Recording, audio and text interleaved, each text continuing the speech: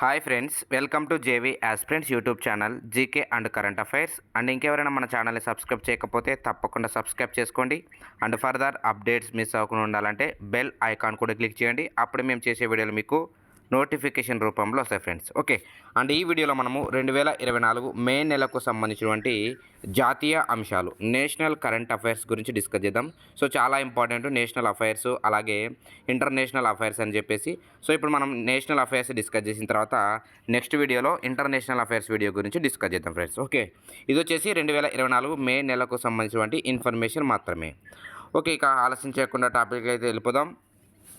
First topic వచ్చేసి operation సద్భావన. Operation సద్భావన. So ఇలాంటి operations గురించి మీకు ఎగ్జామ్లో అడుగుతూ ఉంటారు, గుర్తుపెట్టుకోండి.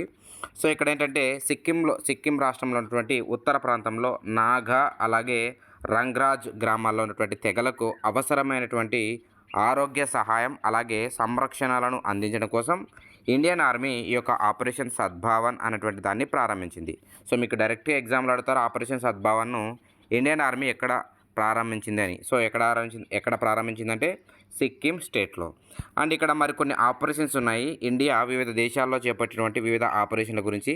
సో ఒకసారి బ్రీఫ్గా చూద్దాం, ఎందుకంటే ఇది కూడా ఎగ్జామ్ పాయింట్ ఆఫ్ వ్యూలో చాలా చాలా చాలా ముఖ్యమైనది. ఓకే, సో ఇక్కడ ఆపరేషన్ అజయ్ వచ్చేసి ఇజ్రాయెల్లో ఉన్నటువంటి ఇండియన్స్ కోసం, అంటే ఇజ్రాయెల్లో ఉన్నటువంటి ఇండియన్లు భారతదేశానికి స్వదేశం రప్పించడం కోసము ఈ యొక్క భారత ప్రభుత్వం ఆపరేషన్ అజయ్ అనేటువంటి పేరుతో ప్రారంభించింది. అండ్ ఆపరేషన్ కావేరి వచ్చేసి సూడాన్ దేశంలో ఉన్నటువంటి భారతీయుల కోసం ప్రారంభించింది. అండ్ అలాగే ఆపరేషన్ ఇంద్రావతి వచ్చేసి హైతీ దేశంలో ఉన్నటువంటి భారతీయుల కోసం దీన్ని ప్రారంభించింది. అండ్ ఆపరేషన్ దేవి శక్తి వచ్చేసి ఆఫ్ఘనిస్తాన్ దేశంలో ఉన్నటువంటి భారతీయుల కోసము ప్రారంభించింది ఆపరేషన్ దేవిశక్తి. అండ్ ఆపరేషన్ గంగా వచ్చేసి ఉక్రెయిన్లో చిక్కుకున్నటువంటి భారతీయుల కోసం దీన్ని ప్రారంభించడం జరిగింది. అండ్ ఆపరేషన్ దోస్త్ వచ్చేసి టర్కీ మరియు సిరియా దేశంలో చిక్కుకున్నటువంటి భారతీయుల కోసం ప్రారంభించింది. సో ఇవన్నీ కూడా ఇంపార్టెంట్ ఆపరేషన్స్, చాలా ఎగ్జామ్లో కూడా అడిగారు గతంలో, గుర్తుపెట్టుకోండి, most important. Next topic. So next 26వ చీఫ్గా, సో ఇండియన్ నేవీ, భారత నేవీకి సంబంధించి 26వ తదుపరి చీఫ్గా ఎవరు బాధ్యతలు చేపట్టారంటే దినేష్ కుమార్ త్రిపాఠి. సో యాక్చువల్లీ బాధ్యతలు కూడా చేపట్టడం జరిగింది దినేష్ కుమార్ త్రిపాఠి. ఈయన వచ్చేసి హరికుమార్ స్థానంలో ఈయన 25వ వ్యక్తి. అండ్ దినేష్ కుమార్ వచ్చేసి 26వ వ్యక్తి. ఓకే, అండ్ ఈయన దినేష్ కుమార్ త్రిపాఠి వచ్చేసి 1964 మే 15న జన్మించారు. అండ్ 1985 జూలై 1న ఇండియన్ నేవీలో ఎగ్జిక్యూటివ్ విభాగంలో చేరిపోయారు. అండ్ ఇప్పుడు వచ్చేసి 26వ ఇండియన్ నేవీ చీఫ్గా బాధ్యతలు చేపట్టారు. నెక్స్ట్, సో తొలి ఆస్ట్రో టూరిజం కార్యక్రమం. సో ఇండియాలో తొలి ఆస్ట్రో టూరిజం కార్యక్రమం పేరు ఏంటంటే నక్షత్ర సభ. సో దీన్ని ఏ రాష్ట్ర ప్రభుత్వం ప్రారంభించిందంటే ఉత్తరాఖండ్ రాష్ట్రంలో ప్రారంభించారు. దీనికి సంబంధించి ఉత్తరాఖండ్ స్టేట్లో ఇది దేశంలోనే తొలి ఆస్ట్రో టూరిజం కార్యక్రమం. సో చాలా ఇంపార్టెంట్, ఇలాంటి తొలి అనేటువంటి పేరుతో వచ్చింది ఏదైతే ఉంటుందో అది మీకు ఎగ్జామ్ పాయింట్ ఆఫ్ వ్యూలో ఇంపార్టెంట్ అని గుర్తుపెట్టుకోండి. దీన్ని నక్షత్ర సభ అని పిలుస్తారు. అంటే 2024 జూన్ నుండి 2025 మధ్య వరకు ఈ యొక్క సభ అనేది నిర్వహిస్తారు. అండ్ దీనికి సంబంధించి స్టార్స్కేప్స్తో అయినటువంటి సంస్థతో ఒప్పందం కూడా చేసుకోవడం జరిగింది. ఓకే, తొలి ఆస్ట్రో టూరిజం కార్యక్రమం పేరు ఏంటంటే నక్షత్ర సభ. అండ్ ఏ రాష్ట్రం అంటే ఉత్తరాఖండ్. నెక్స్ట్, సో దేశంలో తొలి బహుళార్థ సాధన గ్రీన్ హైడ్రోజన్ పైలట్ ప్రాజెక్టు. జాతీయ గ్రీన్ హైడ్రోజన్ మిషన్లో భాగంగా దేశంలో తొలిసారిగా, సో తొలిసారి అనేది ఇంపార్టెంట్, దేశంలో తొలిసారిగా హిమాచల్ ప్రదేశ్లో ఉన్నటువంటి జాక్రీలో బహుళ ప్రయోజన గల 1500 మెగావాట్స్ నాథ్పా జాక్రీ హైడ్రో పవర్ స్టేషన్లో గ్రీన్ హైడ్రోజన్ పైలట్ ప్రాజెక్టును సట్లెజ్ జల విద్యుత్ నిగమ్ లిమిటెడ్తో ప్రారంభించడం జరిగింది. సో ఎక్కడంటే ఈ యొక్క హిమాచల్ ప్రదేశ్ రాష్ట్రంలో జాక్రీ అనేటువంటి బహుళ ప్రయోజనం గల 1500 megawatts. Okay, and next topic. So దేశంలో తొలి రాజ్యాంగ పార్కు. సో తొలి అనేటువంటి అంశం కూడా ఇంపార్టెంట్. దేశంలో తొలి రాజ్యాంగ పార్కును ఏ రాష్ట్ర ప్రభుత్వం లేదా ఎక్కడ ప్రారంభించారని అడుగుతారు మీకు ఎగ్జామ్ పాయింట్ ఆఫ్ వ్యూలో. మహారాష్ట్ర స్టేట్లో ఉన్నటువంటి పూణే అనేటువంటి నగరంలో దీన్ని ప్రారంభించారు. ఇండియన్ ఆర్మీ అలాగే పునీత్ బాలన్ గ్రూపులు దీన్ని ప్రారంభించాయి. Indian army and Puneet Balan గ్రూపులు. దేశంలోనే తొలి రాజ్యాంగ పార్క్ ఎక్కడ అంటారు మీకు ఎగ్జామ్లో, Pune is the correct answer. Next, so UNICEF India మొదటిసారిగా యూత్ అడ్వకేట్స్ని నియమించింది. సో యూత్ అడ్వకేట్స్ని ఈ యొక్క యూనిసెఫ్ ఇండియా అనేది ఫస్ట్ టైం నియమించింది. ఇందులో ఉన్న వాళ్ళు ఎవరు? ఈ యొక్క నియామకంలో నలుగురు ఉన్నారు. వాళ్ళ పేర్లు ఏంటంటే Giranshi Sharma Madhya Pradesh badminton player, and Vinisha Umashankar Tamil Nadu environmentalist, and Nahid Afrin Assam singer, and Kartik Varma వచ్చేసి ఉత్తరప్రదేశ్ రాష్ట్రానికి చెందినటువంటి క్లైమేట్ చేంజ్ అండ్ రైట్స్. అలాగే నెక్స్ట్ ఇక్కడ వచ్చేసి ఈ యొక్క కరీనా కపూర్ కూడా యూనిసెఫ్ ఇండియాకు జాతీయ ప్రచారకర్తగా కూడా నియమితులయ్యారు రీసెంట్గా. ఓకే, ఇవన్నీ కూడా important points. Next national sugar institute NSI అని పిలుస్తారు. దానికి తొలి మహిళా డైరెక్టర్గా తొలి అనేటువంటి అంశం వచ్చింది కాబట్టి ఇంపార్టెంట్. తొలి మహిళా డైరెక్టర్గా డాక్టర్ సీమా పరోహా నియమితులయ్యారు. సో రీసెంట్గా బాధ్యతలు కూడా చేపట్టడం జరిగింది. ఈమె యొక్క డాక్టర్ సీమా పరోహా యొక్క రాష్ట్రం వచ్చేసి మధ్యప్రదేశ్ రాష్ట్రము. అండ్ ఈ యొక్క నేషనల్ షుగర్ ఇన్స్టిట్యూట్ వచ్చేసి 1936లో ప్రారంభమైంది. హెడ్ క్వార్టర్ వచ్చేసి కాన్పూర్లో ఉంటుంది. ఓకే, అండ్ నెక్స్ట్ టాపిక్ మణిపూర్లో స్కూల్స్ ఆన్ వీల్స్ అనేటువంటి ప్రోగ్రామ్ను ప్రారంభించడం జరిగింది. మణిపూర్ గవర్నర్ అయినటువంటి అనసూయ ఊకే అనేటువంటి గవర్నర్ మణిపూర్లో ఈ యొక్క స్కూల్స్ ఆన్ వీల్స్ అనేటువంటి కార్యక్రమాన్ని ప్రారంభించడం జరిగింది. నెక్స్ట్ ఎల్టీటీఈపై నిషేధం మరో 5 సంవత్సరాల పాటు కేంద్ర ప్రభుత్వం అయితే పొడిగించడం జరిగింది. సో వివరాల్లోకి వెళ్తే శ్రీలంకకు చెందినటువంటి ఉగ్రవాద సంస్థ ఎల్టీటీఈపై విధించినటువంటి నిషేధాన్ని కేంద్ర ప్రభుత్వము మరో 5 సంవత్సరాల పాటు పొడిగించింది. 5 years ఎక్స్టెన్షన్ చేయడం జరిగింది. ప్రజల్లో వేర్పాటువాద ధోరణి పెంచడము, అలాగే భారతదేశ ప్రాదేశిక సమగ్రతకు ముప్పు వాటిల్లేలా దేశంలో ముఖ్యంగా తమిళనాడు రాష్ట్రంలో మద్దతున్నటువంటి కారణంగా ఈ యొక్క నిర్ణయం అయితే తీసుకోవడం జరిగింది. ఎల్టీటీపై 5 years బ్యాన్ ఎక్స్టెన్షన్ చేయడం జరిగింది. అండ్ 1991లో మాజీ ప్రధాని అయినటువంటి రాజీవ్ గాంధీ హత్య తర్వాత ఈ యొక్క సంస్థను భారతదేశంలో నిషేధించడం జరిగింది. అప్పటి నుంచి ప్రతి సంవత్సరం 5 సంవత్సరాలకు ఒకసారి ఈ యొక్క సంస్థపై నిషేధం విధిస్తూనే ఉన్నారు. ఈ యొక్క ఎల్టీటీఈ అంటే ఏంటంటే liberation tigers of Tamil Eelam. And ఈ యొక్క సంస్థ ఎప్పుడు ఏర్పడిందంటే 1976లో ఏర్పడింది. ఓకే, అండ్ నెక్స్ట్ భారతదేశంలో అత్యంత ఎత్తైన సొరంగ మార్గం. సో భారతదేశంలోనే అత్యంత ఎత్తైన సొరంగ మార్గాన్ని ఎక్కడ ప్రారంభించారంటే ఇది వచ్చేసి సేలా సొరంగం, సేలా టన్నెల్ అని పిలుస్తారు. ఎక్కడ ఉంది అని అడుగుతారు మీకు ఎగ్జామ్ పాయింట్ ఆఫ్ వ్యూలో. ఇది అరుణాచల్ ప్రదేశ్ రాష్ట్రంలో ఉంది. ఎందుకు వార్త నిలిచిందంటే ఇంగ్లాండ్ వేదికగా ఉన్నటువంటి ఇంటర్నేషనల్ బుక్ ఆఫ్ హానర్ భారతదేశంలోనే అత్యంత ఎత్తైన సొరంగ మార్గంగా ఈ యొక్క సేలా టన్నల్ను అధికారికంగా గుర్తించింది. అందుకని వార్తలు నిలిచింది. ఓకే, ఇది వచ్చేసి 13,000 అడుగుల ఎత్తులో ఉంటుంది, హైయెస్ట్ అనమాట. దీనిని నిర్మించింది ఎవరంటే బ్రో అనేటువంటి సంస్థ, బార్డర్ రోడ్ ఆర్గనైజేషన్ సంస్థ. ఇది వచ్చేసి 2.598 కిలోమీటర్ల దూరం ఉంటుంది. ఓకే, లాంగ్ డిస్టెన్స్ అనమాట.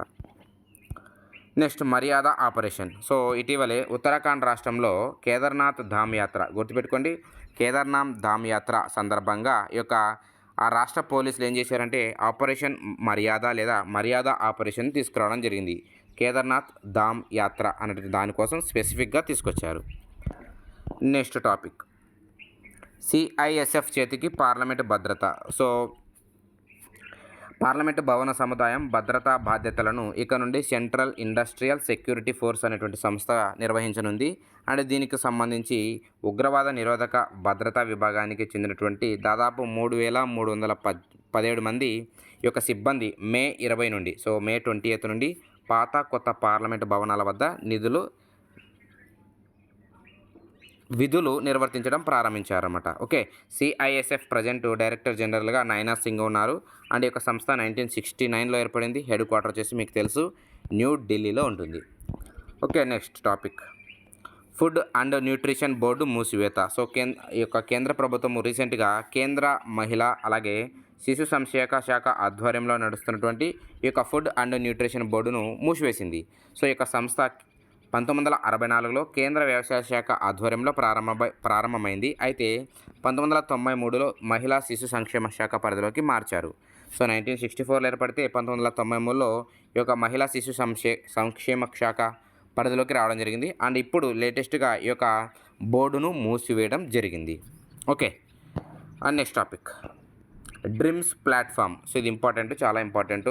సో అస్సాం రాష్ట్ర ప్రభుత్వం ఏం చేసిందంటే డిజాస్టర్ మేనేజ్మెంట్ ప్లాట్ఫామ్ అనే దాన్ని ఒక కొత్త దాన్ని తీసుకురావడం జరిగింది. ఆ యొక్క ప్లాట్ఫామ్ పేరు ఏంటంటే డ్రిమ్స్. డ్రిమ్స్ అంటే ఏంటంటే the disaster reporting and information management system. So ఒక్కోసారి మీకు ఈ యొక్క అబ్రివేషన్ కూడా అడుగుతారు. ద డిజాస్టర్ రిపోర్టింగ్ డ్రిమ్స్ అంటే ఏమిటి అని అడుగుతారు. Okay.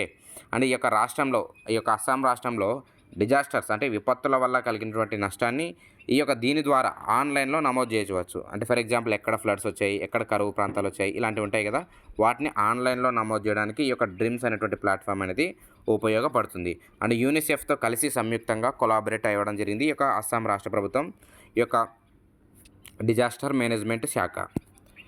Next topic.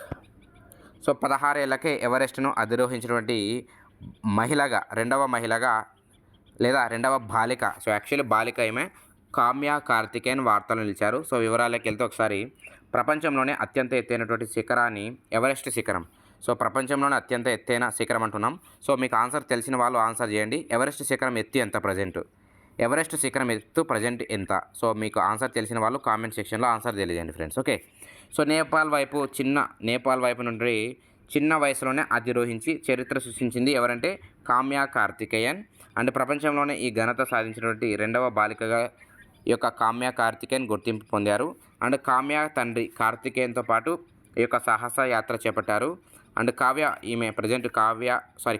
Karthikeyan present navy, ముంబైలో ఉన్నటువంటి నేవీ చిల్డ్రన్స్ స్కూల్లో +2 చదువుతుంది. అండ్ ఈమె వయసు వచ్చేసి just 16 years, only 16 years. Okay. Next, అత్యధిక వయసులో ఎవరెస్ట్ను అధిరోహించినటువంటి భారతీయ మహిళగా రికార్డు సృష్టించారు. ఏం పేరంటే ఆమె పేరు జ్యోతి రాత్రే. ఓకే. ఈ వయసు వచ్చేసి 55 ఏజ్.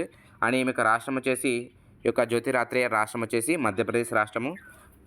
అండ్ నోట్, ఇక్కడ మరొక ఇంపార్టెంట్ నోట్ చూద్దాం. సంగీత బాల్ పేరిట ఉన్నటువంటి రికార్డును జ్యోతి రాత్రే తిరగరాయడం జరిగింది. అండ్ అంతకుముందు ఎవరి పేరిట ఉండేదంటే రికార్డు సంగీత బాల్. 2018లో ఈమె రికార్డు నమోదు చేసింది.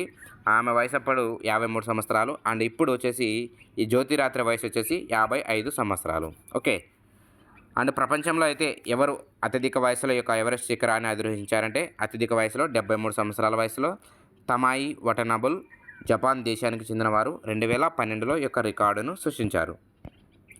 నెక్స్ట్, పింక్ ఈ రిక్షా డ్రైవర్కు మహిళా సాధికారత పురస్కారం అయితే రావడం జరిగింది. ఉత్తరప్రదేశ్లో ఉన్నటువంటి బహారాయ్చన్కు చెందినటువంటి ఆర్తి అనేటువంటి మహిళ లేదా బాలిక, 18 ఏళ్ల బాలికకు పింక్ ఈ రిక్షా డ్రైవర్కు లండన్లో ప్రతిష్టాత్మకమైనటువంటి అమల్ కుండ్లే మహిళా సాధికారత పురస్కారం అయితే దక్కింది. సో పేరు గుర్తుపెట్టుకోండి, ఏజ్ గుర్తుపెట్టుకోండి, అండ్ ఏ పురస్కారం అనేది గుర్తుపెట్టుకోండి. అండ్ కింగ్ చార్లెస్ III యొక్క అవార్డును ప్రదానం చేయడం జరిగింది. ఓకే. Next topic. సైన్యాధిపతి పదవి కాలం నెలపాటు పొడిగింపడం జరిగింది. సో సైన్యాధిపతి ప్రజెంట్గా 2024 మే నెల నాటికి ఎవరు ఉన్నారంటే మనోజ్ పాండే ఉన్నారు, జనరల్ మనోజ్ పాండే. ఈయన యొక్క పదవి కాలాన్ని కేంద్ర ప్రభుత్వం ఏం చేస్తుందంటే చాలా అరుదుగా జరుగుతుంటాయి ఇలాంటివి, సైన్యాధిపతుల అలాగే ఇలాంటి వారివి పదవీ కాలం పెంపు అనేది చాలా అరుదుగా జరుగుతుంది. అండ్ ఇప్పుడు జూన్ 30 వరకు తాజాగా పెంచడం జరిగింది ఈయన యొక్క పదవీ కాలాన్ని, అంటే 1 మంత్ ఎక్స్టెన్షన్ అంతే. అండ్ ఈ యొక్క తరహా పొడిగింపు అనేది చాలా అరుదుగా జరుగుతుంది రక్షణ శాఖలో. అండ్ ఇది గుర్తుపెట్టుకోండి, ఇంపార్టెంట్, అడిగే ఛాన్స్ ఉంది, ఎందుకంటే చాలా అరుదుగా జరుగుతాయి ఇలాంటి ఎక్స్టెన్షన్, పదవుల ఎక్స్టెన్షన్ అనేది. ఓకే. అండ్ ఈయన 2022 ఏప్రిల్ 30న బాధ్యతలు చేపట్టారు ఇండియన్ ఆర్మీగా. అండ్ 2024 మే 31న పదవి విరమణ చేయాల్సి ఉంటుంది. బట్ ఏంటంటే కొన్ని కారణాల నేపథ్యంలో ఆ కారణాలు అనేది చెప్పలేదు. బట్ 1 మంత్ ఎక్స్టెన్షన్ అయితే చేయడం జరిగింది. Okay. Next, megastar Chiranjeevi United Arab Emirates UAE దేశానికి చెందినటువంటి గోల్డెన్ వీసాను అందుకున్నారు. సో గోల్డెన్ వీసా అందుకుంటే మీకు తెలుసు కదా, ఆ దేశంలో 10 సంవత్సరాల పాటు గరిష్టంగా ఉండవచ్చు అనమాట. టైం పీరియడ్ 10 ఇయర్స్ పాటు అక్కడ నివాసానికి వీలవుతుంది ఈ యొక్క గోల్డెన్ వీసా. సో ఒక్కోసారి మీకు ఎగ్జామ్లో అడతారు, గోల్డెన్ వీసాను ఇటీవల ఎవరు అందుకున్నారు టాలీవుడ్ నుంచి అంటే మెగాస్టార్ చిరంజీవి. ఎన్ని సంవత్సరాల పాటు ఇది అక్కడ నివాసానికి వీలు ఉండొచ్చు అంటే ఈ యొక్క వీసా ద్వారా 10 ఇయర్స్. ఓకే. సో ఇవి మీకు 2024 మే నెలకు సంబంధించినటువంటి most important national affairs. So ఈ వీడియో మీకు నచ్చినట్లయితే తప్పకుండా మీ ఫ్రెండ్స్కి షేర్ చేయండి అండ్ మాకు సపోర్ట్ చేస్తున్నాను friends. And thank you for watching this video. Thank you very much.